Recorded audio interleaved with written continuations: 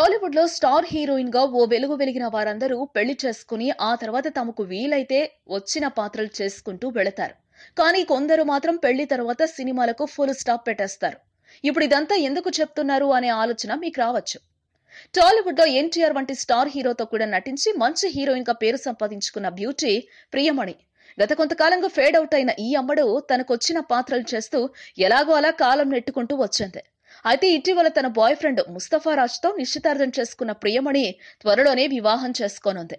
ఇందుకు సంబంధించిన అన్ని ఏర్పాట్లు కూడా పూర్తి చేసుకుంటోంది. బెంగళూరులో తన నిశ్చితార్థం చేసుకున్న ప్రియమణి ఈ నెల 23న పెళ్లిపీటలు ఎక్కబోతోంది. అందరు సెలబ్రిటీల మాదిరిగా అంగరంగ వైభవంగా అమ్మడు తన పెళ్లి చేసుకోవడం లేదు. చాలా సింపుల్ గా రిజిస్టర్ ఆఫీస్ లో తన బాయ్ ఫ్రెండ్ ను పెళ్లి చేసుకోనుంది. అయితే పెళ్లి తర్వాత మాత్రం అదిరిపోయే రేంజ్ లో ఓ మస్తు పార్టీతో రిసెప్షన్ ఇస్తుందట ప్రియమణి. ఏదేమైనా కెరీర్ ఫేడ్ అవుట్ అవుతున్న సమయంలో ఇలా పెళ్లి చేసుకుని కొత్త జీవితానికి వెల్కమ్ చెప్తోంది ప్రియమణి.